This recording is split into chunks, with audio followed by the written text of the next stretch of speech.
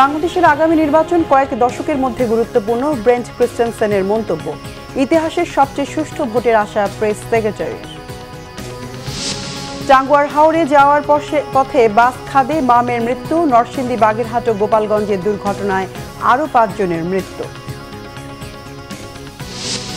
মাগুরায় সালিশে হাতুড়ি পেটায় মাতব্বরের মৃত্যু।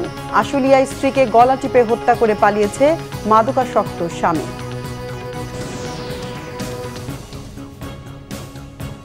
দেখছিলেন ক্রাউন সিমেন্ট সংবাদ শিরোনাম।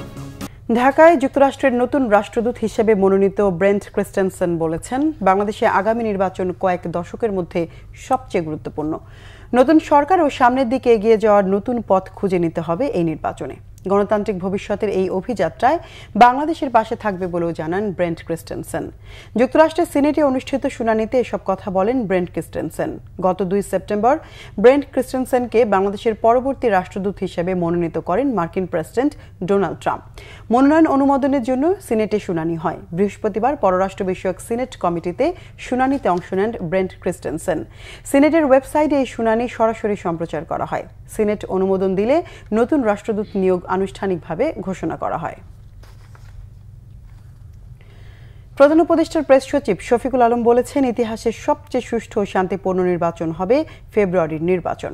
মাগুরা ঢাকার রোড নবগঙ্গা ব্রিজ এলাকায় পানি উন্নয়ন বোর্ডের বাঁধে নির্মিত জুলাই শহীদ স্মৃতিস্তম্ভে শ্রদ্ধাঞ্জলি শেষে তিনি একথা বলেন। শফিকুল আলম বলেন, জাতীয় নির্বাচন নিয়ে সব দলের মধ্যে ঐক্য রয়েছে। পতিত সরকার দেশে এত বড় হত্যাযজ্ঞ চালালেও তাদের কেউই অনুতপ্ত নন। দেশের জনগণ তাদেরকে চায় না বলেও জানান প্রেস সচিব। গণভোট বিষয়ে প্রেস সচিব বলেন, গণভোট কখন হবে তা রাজনৈতিক দলের সাথে বসে ঠিক করবে জাতীয় ঐক্যমত্য কমিশন। শেখ হাসিনা পুরো বাংলাদেশকে বানিয়েছিল শেখ পরিবারের জমিদারি। আমরা সেই জায়গা থেকে এই যে জুলাই যারা আত্মদান করলেন তারা দেশকে আবার নতুন একটা ডেমোক্রেটিক দেশে পরিণত করেছেন। সামনে ইলেকশন হবে এবং সেটার একটা চূড়ান্ত রূপ পাবে এই ইলেকশন, ফেব্রুয়ারি ইলেকশন। এই পুরো 7টা মাসের একদম লাস্ট দিন পর্যন্ত আপনি এনসিপি বলেন বা আরও 2-একটা দল যারা ছিল না, তারা সবাই তো ওই পুরো প্রসেসটার সাথে ইনভলভ ছিল এবং প্রত্যেকটা যেগুলো চেঞ্জ এসছে সেগুলো তারা তাদের তারা যে একমত সেগুলো তো জানিয়েছে। সপরিবারে টাঙ্গুয়ার হাওরে বেড়ানো হলো না মামের। যাত্রাপথে দুর্ঘটনা কেড়ে নিল তাদের প্রাণ। এদিকে নরসিংদী, বাগেরহাট ও গোপালগঞ্জে সড়ক দুর্ঘটনায় মৃত্যু হয়েছে 5 জনের। প্রত্যক্ষদর্শীরা জানান, ঢাকা থেকে সপরিবারে বাসে সুনামগঞ্জের টাঙ্গুয়ার হাওরে বেড়াতে যাচ্ছিলেন বাংলাদেশ কেমিক্যাল ইন্ডাস্ট্রিজ কর্পোরেশনের 11 কর্মকর্তা। বাসটি ইনাতনগড় এলাকায় নিয়ন্ত্রণ হারিয়ে খাদে পড়ে যায়। এতে ঘটনাস্থলেই নিহত হন কেমিক্যাল ইন্ডাস্ট্রিজের কর্মকর্তা আব্দুল্লাহ আল মামুনের স্ত্রী মঞ্জুরা আক্তার ও তার মেয়ে আয়েশা সিদ্দিকা। অন্যদিকে নরসিংদীর মাধবদীতে বাসের ধাক্কায় ব্যাটারি চালিত ইজি বাইকের চালক সহ 3 জন নিহত হয়েছেন। তাদের স্বজনরা জানান, ইজি বাইকে তারা মাধবদী থেকে রায়নাদি যাচ্ছিলেন।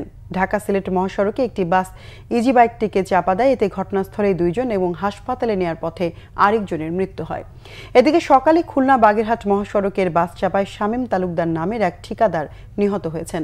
প্রত্যক্ষদর্শী ও পুলিশ জানায়, সকালে মোটরসাইকেল চালিয়ে শহরে যাচ্ছিলেন শামীম। আঞ্চলিক পাসপোর্ট অফিসের সামনে পৌঁছলে ঢাকা থেকে আসা একটি বাস তাকে চাপা দেয়। আহত অবস্থায় নেওয়া হয় হাসপাতালে। সেখানে চিকিৎসক তাকে মৃত ঘোষণা করেন।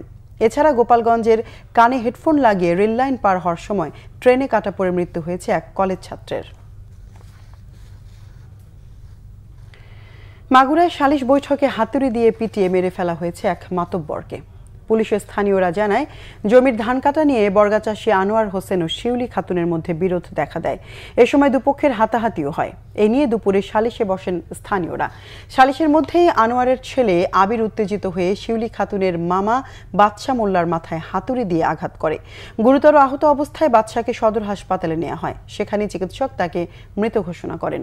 পরিস্থিতি নিয়ন্ত্রণে এলাকায় অতিরিক্ত পুলিশ মোতায়েন করা হয়েছে। এদিকে সাভারের আশুলিয়ায় স্ত্রীকে গলা টিপে হত্যার অভিযোগ উঠেছে মাদকাসক্ত স্বামীর বিরুদ্ধে। ঘটনার পর থেকে স্বামী পলাতক। ভুক্তভোগীর পরিবার জানান, কয়েক মাস আগে মেহেরুন আক্তার বর্ষার সাথে আশুলিয়ার গোকুলনগর এলাকার জনি মিয়ার বিয়ে হয়। মাদকাসক্ত জনির সাথে মেহেরুনের প্রায় ঝগড়া হতো। গতরাতে ঝগড়ার এক পর্যায়ে স্ত্রীকে গলা টিপে হত্যা করেন জনি মিয়া। লিবিয়ার রাজধানী ত্রিপোলি থেকে দেশে ফিরেছেন আরও ৩০৯ জন বাংলাদেশি। তাদের বহনকারী বিশেষ বিমান সকাল ৯:৩০টার দিকে হজরত শাহজালাল আন্তর্জাতিক বিমানবন্দরে অবতরণ করে। ত্রিপোলির তত্ত্বাবধানে এবং লিবিয়ার জাতীয় ঐক্যমত্যের সরকারের সহযোগিতা ও ব্যবস্থাপনায় ত্রিপোলি থেকে স্বেচ্ছায় দেশে ফিরতে আগ্রহী ৩০৯ জন বাংলাদেশিকে বৃহস্পতিবার দেশে পাঠানো হয়। এটি লিবিয়া সরকারের সহায়তায় পরিচালিত দ্বিতীয় চার্টার ফ্লাইট বলে জানিয়েছে ত্রিপোলিস্থ বাংলাদেশ দূতাবাস। প্রত্যেকেই দেশে ফিরে লিবিয়ায় তাদের তিক্ত অভিজ্ঞতার বর্ণনা দেন স্বজন ও গণমাধ্যমের কাছে।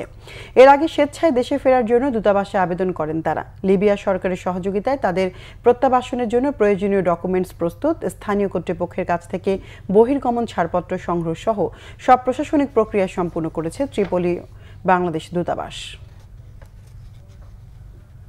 দেশের বিভিন্ন জায়গায় আরও কিছু খবর নিয়ে এখন একটি ডেস্ক রিপোর্ট। বিএনপি নবনিযুক্ত যুগ্ম মহাসচিব হুমায়ুন কবির বলেছেন, কিছু উপদেষ্টার অস্বস্তিকর আচরণে জনগণের মধ্যে নির্বাচন নিয়ে শঙ্কা তৈরি হয়েছে। পিআর বা গণভোট নিয়ে জনগণের কোনো আগ্রহ নেই। সিলেটে হযরত শাহজালালের মাজার জিয়ারত শেষে তিনি একথা বলেন। ময়মনসিংহের নান্দাইলে ৩১ দফা বাস্তবায়নের লক্ষ্যে লিফলেট বিতরণ করেছে বিএনপি নেতাকর্মীরা। দিনব্যাপী এ কর্মসূচির নেতৃত্ব দেন ময়মনসিংহ উত্তর জেলা বিএনপির সদস্য মামুন বিন আব্দুল মান্নান। ৩১ দফা বাস্তবায়নের লক্ষ্যে লিফলেট বিতরণ করেছেন কুষ্টিয়ার ভেড়ামারার নেতাকর্মীরা। এ সময় ঢাকা বিশ্ববিদ্যালয়ের সাবেক শিক্ষক অধ্যাপক ডক্টর সাইফুল ইসলাম বলেছেন, বিএনপি ক্ষমতায় গেলে সবাইকে নিয়ে দেশ পরিচালনা করবে। ৩১ দফা বাস্তবায়ন এবং দলীয় প্রতীক ধানের শীষের পক্ষে সাধারণ মানুষের মাঝে সাভারে লিফলেট বিতরণ করেছে ঢাকা জেলা উত্তর ছাত্রদল। নেতৃত্ব দেন ঢাকা জেলা উত্তর ছাত্রদলের সভাপতি মোহাম্মদ তমিজউদ্দিন।